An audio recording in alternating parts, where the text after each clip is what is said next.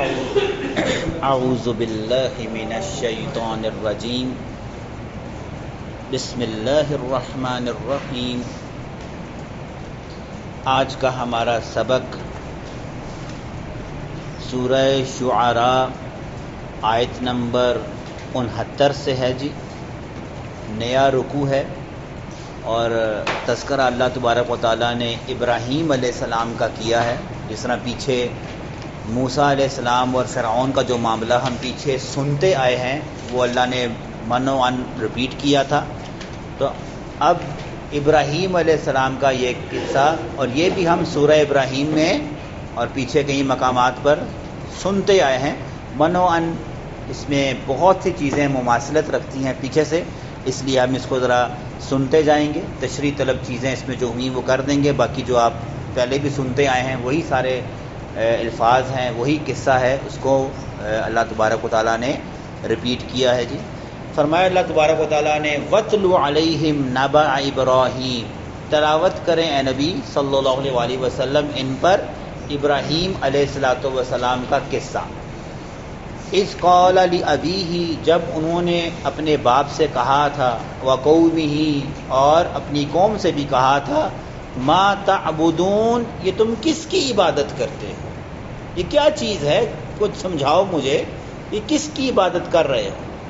قالوا نعبد، قوم نے کہا، باپ نے بھی اور قوم نے بھی، نعبد، ہم عبادت کرتے ہیں، اصنامن، ان بتوں کی، ٹھیک ہے جی، فنظل، اور ہم ہمیشہ کرتے رہیں گے، لہا، ان بتوں کی عبادت، عاکفین، ان پر اعتکاف کر کے جم کر بیٹھ کر۔ ایسے عجیب قسم کے لوگ کہ جب ابراہیم علیہ السلام نے پوچھا کس کی عبادت کرتے ہو، تو منہ سے اقرار کر رہے ہیں کہ ہم ہاتھ سے بنائے ہوئے بتوں کی عبادت کرتے ہیں اور ہم ہمیشہ کرتے رہیں گے، اور یہیں پر دن رات جم کر بیٹھ کر کرتے رہیں گے۔ اچھا جی، اب ابراہیم علیہ السلام نے دو سوال پوچھ ڈالے، کہا حل، کہا ابراہیم علیہ السلام نے کیا، یسمعونکم، یہ کچھ سنتے ہیں، اذ تدعون، جب تم ان کو آوازیں لگاتے ہو، جب تم ان کو پکارتے ہو، کیا یہ سننے کی اہلیت رکھتے ہیں، کچھ سن سکتے ہیں؟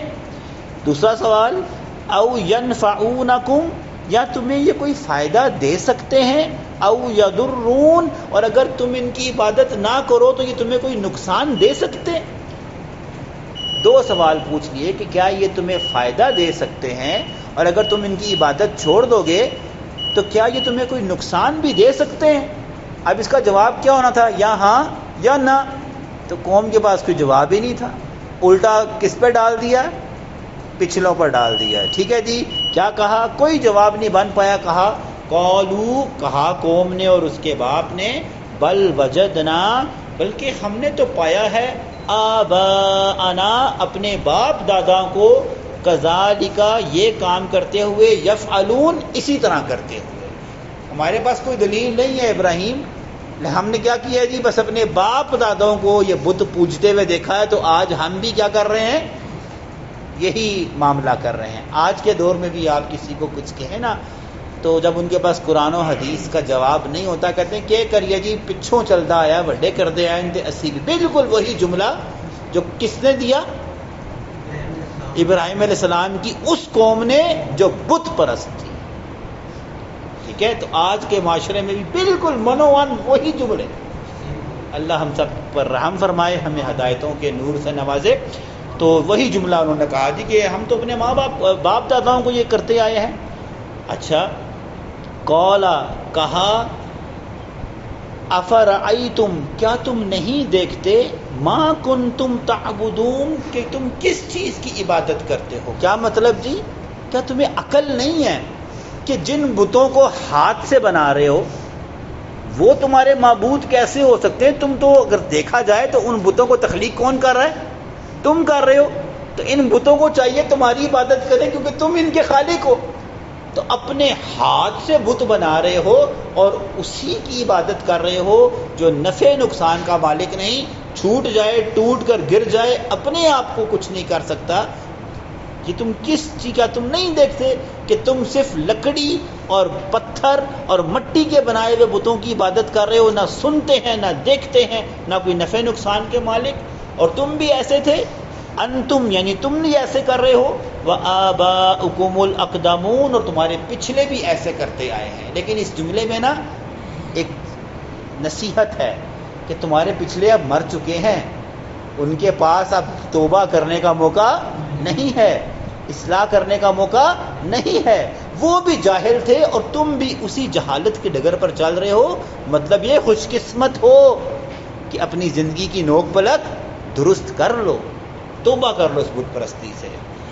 اچھا جی، اور ساتھ ہی کہا فَإِنَّهُمْ، بے شک یہ ابراہیم علیہ السلام نے اشارہ کیا یہ سارے بت عدو لی، یہ میرے دشمن ہیں، یہ میرے دشمن ہیں، الا سوائے اس کے رب العالمین، رب العالمین جو ہے جو تمام عالمین کا رب ہے، بس وہی میرا کارساز دوست ہے، باقی یہ جو تم بت تم نے میرے رب کے ساتھ اپنے رب کے ساتھ شریک ٹھہرا لیے ہیں، یہ سب میرے دشمن ہیں۔ اور آپ پیچھے سن کر آئے ہیں کس طرح پھر ابراہیم علیہ السلام نے تبلیغ کی تھی، ہاتھ پاؤں توڑ دیے تھے، وہ تذکرہ آگے آئے گا۔ اچھا جی، اب اللہ تبارک و تعالیٰ اپنے اللہ کی یعنی اپنے رب کی اور ان لوگوں کے رب کی تعریف ان کو بتا رہے ہیں۔ سنو میرا رب کون ہے، تم تو یہ بت ہے نا، ٹھیک ہے، تمہارے پاس تو کوئی جواب نہیں، ذرا میرے رب کی ڈیفینیشن سنو۔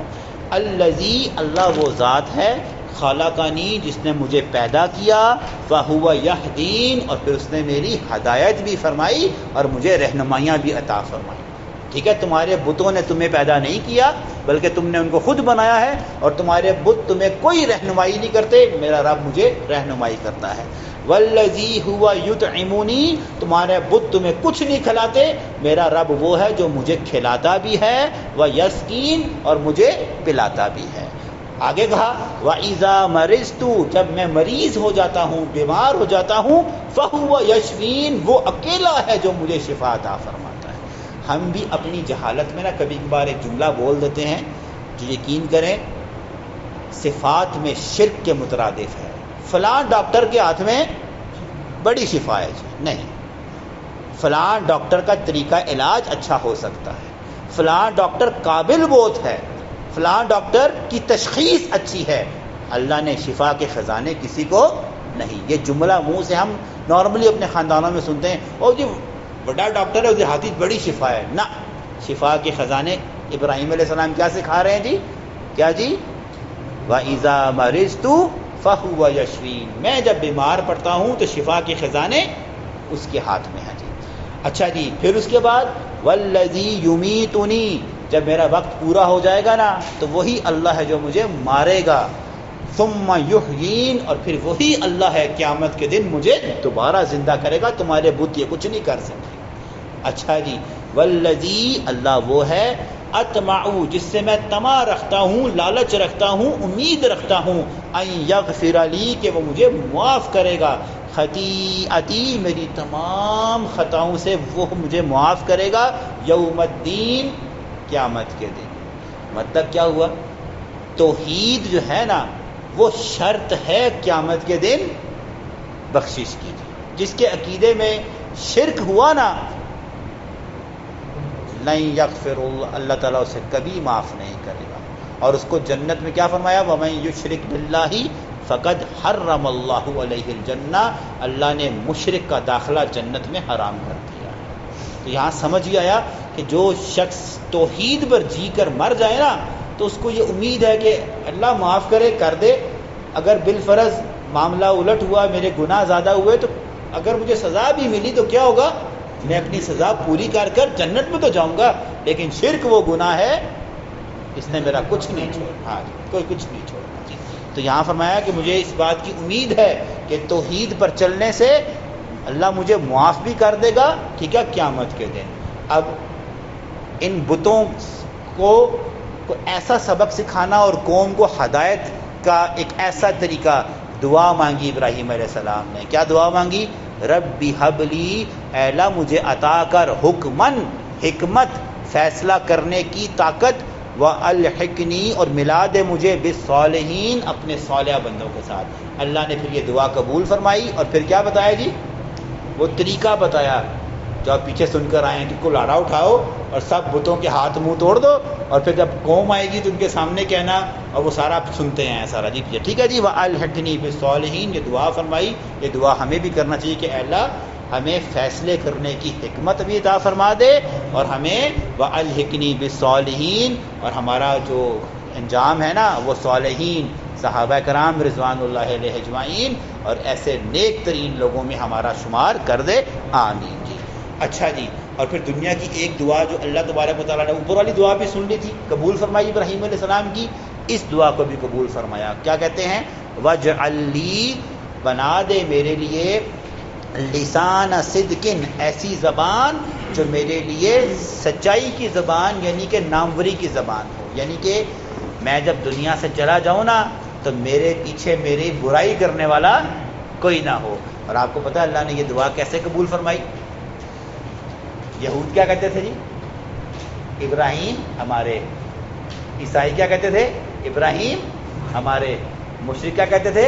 ابراہیم ہمارے۔ وہ اللہ نے کہا کہ وما کان ابراہیم یہودیا ولا نصرانیا، تم کہتے ہو ابراہیم تمہارا، ابراہیم جو ہے نا حنیفن، وہ اللہ کے ساتھ یکسو کرنے والا۔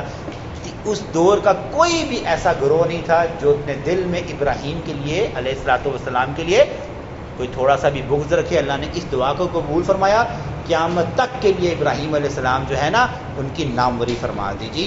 اچھا جی، دعائیں ختم ہو تو پھر ہم سبق ختم کرتے ہیں۔ وَاجْعَلْنِي، اور ایک اور دعا فرمائی، وَاجْعَلْنِي، اے اللہ مجھے بنا دے، مِن وَرَثَتِي، ورثے میں، وارثوں میں، جنت النعیم، ایسی جنت جس کو نعمتوں سے بھری ہے، اس جنت کا مجھے وارث بنا دے جی، آمین۔ اچھا جی، پھر ایک دعا کی، یہ دعا ہم سن کر آئے ہیں، پہلے بھی سن کر آئے ہیں کہ یہ منسوخ تھی، یہ اس وقت کی دعا ہے جب ابراہیم علیہ السلام کو منع نہیں کیا تھا۔ انہوں نے کیا دعا فرمائی تھی؟ وَاغْفِرْ لِأَبِي، اے اللہ میرے ابا کو معاف کر دے، اِنَّهُ كَانَ مِنَ الضَّالِّينَ، بے شک وہ گمراہوں میں سے تھے۔ سورہ توبہ میں اللہ تبارک و تعالیٰ نے اس کا جواب دیا کہ وَمَا كَانَ اسْتِغْفَارَ ابراہیم، کے نہیں، ابراہیم میرا قانون ہے کہ مشرک کے لیے کوئی معافی نہیں ہے۔ یہ وہ دعا ہے کہ ابھی نا اللہ تبارک ابھی ابراہیم علیہ السلام پر یہ وحی نازل نہیں ہوئی تھی کہ انہوں نے شرک کرنے والوں کے حق میں دعا کرنی ہے۔ انہوں نے جب یہ دعا کی تو اس کے جواب میں پھر اللہ تبارک و تعالیٰ نے کہا کہ ابراہیم نہیں، اللہ کا قانون نہیں ہے، اللہ کا قانون نہیں ہے، سورۃ توبہ میں ہے نا اس کا، اللہ کا قانون نہیں ہے کہ وہ شرک کرنے والے کو جنت میں داخل کرے۔ اور پھر اس کا تذکرہ بھی ہم یہاں پہ ختم کرتے ہیں کبھی قلب سلیم پر، پھر اس کا ہم تذکرہ حدیث شریف سے سنتے ہیں۔ وَلَا تُخْزِنِي، اے اللہ مجھے رسوا نہ کرنا، شرمندہ نہ کرنا، یوم یبعثون، جس دن سارے اٹھائے جائیں گے۔ بڑی قیمتی دعا ہے جی۔ آج اللہ نے ہمارے گناہوں پر پردے رکھے ہوئے ہیں نا، تو یہ دعا ہے کہ اللہ قیامت کے دن یہ پردے ڈھانپے رکھے، یہ نہ ہو لوگوں کے سامنے ایک عزت بنی ہوئی ہو، جھوٹی عزت بنی ہوئی ہو، قیامت کے دن تو ہی میری سچائی جانتا ہے، تو لوگوں کو کھول کھول کر بتائے یہ ہے یہ ہے یہ ہے یہ ہے۔ اے اللہ اس رسوائی سے مجھے معاف کرنا۔ ایک مطلب اس کا یہ ہے، اور دوسرا مطلب جو حدیث میں آتا ہے کہ دیکھیں بیٹے کے سامنے جو ہے باپ جہنم میں جائے تو شرمندگی تو بیٹے کو ہوگی نا، تو اس کا جواب ہے تو ابراہیم علیہ السلام، یہ بخاری شریف کی غالباً حدیث ہے، دعا کریں گے کہ اے اللہ میرے باپ کو بخش دے، ٹھیک ہے؟ تو اللہ تبارک و تعالیٰ یہ جواب دیں گے کہ یہ میری سنت نہیں ہے۔ ہاں، تیرے باپ کو پھر کیا کیا جائے گا؟ غلاظت سے بھرے ہوئے بجو کی شکل بنا دی جائے گی، تاکہ دنیا میں کوئی پہچان نہ سکے کہ یہ کون ہے جی؟ آزر ہے، ابراہیم کا باپ، اور اسی حالت میں اس کو دوزخ میں ڈالا جائے گا، ٹھیک ہے؟ تاکہ کوئی یہ نہ کہ اچھا یہ ہے ابراہیم کا باپ۔ اللہ تعالیٰ نے کہا کہ ابراہیم کو یہ سن کر بھی تکلیف ہوگی، میں نے اس کو غلیظ بجو کی شکل میں کنورٹ کر دیا، اور اسی حالت میں ان کو جہنم میں ڈالا جائے گا، اس کے باپ کو جی۔ اللہ ہمیں محفوظ فرمائے۔ اچھا جی، فرمایا مجھے رسوا نہ کیجیے گا یا شرمندہ نہ کیجیے گا جس دن سارے لوگ اٹھائے جائیں گے، یوم لا ینفع، جس دن کوئی فائدہ نہیں دے گا، مال، کوئی مال، ولا بنون، نہ اولاد، نہ اولاد کام آئے گی اس دن، اور نہ کوئی مال متاع، بڑے بڑے بینک بیلنس وہ بھی کام نہیں آئیں گے، ایک چیز کام آئے گی. یہاں ہم اپنا سبق ختم کرتے ہیں. اللہ سوائے اس کے من ات اللہ جو اللہ کے پاس لے کر آئے گا بقلب سلیم سلامتی والا دل پاک صاف دل. یہ ذرا قلب سلیم کی تعریف سن لیجیے. اللہ نے کہا جو قیامت کے دن قلب سلیم لے کر آئے گا وہ کامیاب ہے. قلب سلیم کی تعریف یہ ہے کہ جس قلب میں شرک جیسا گناہ نہیں ہوگا.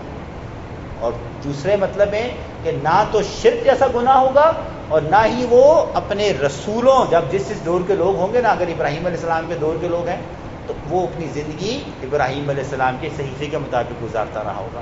عیسیٰ علیہ السلام کے دور کے لوگ تھے وہ شرک نہیں کرتے تھے اور زندگی انجیل کے مطابق گزارتے رہے. اور اس طرح آج کیا ہوگا کہ ایک اللہ کے ساتھ شرک نہیں کرے گا وہ, اور اگر اس نے عبادت کیا زندگی کے سارے معاملات بھی رسوم و رواج بھی کیسے گزارے نبی صلی اللہ علیہ وسلم کی, یعنی وہ مشرک بھی نہیں ہوگا اور وہ بدعتی بھی نہیں ہوگا.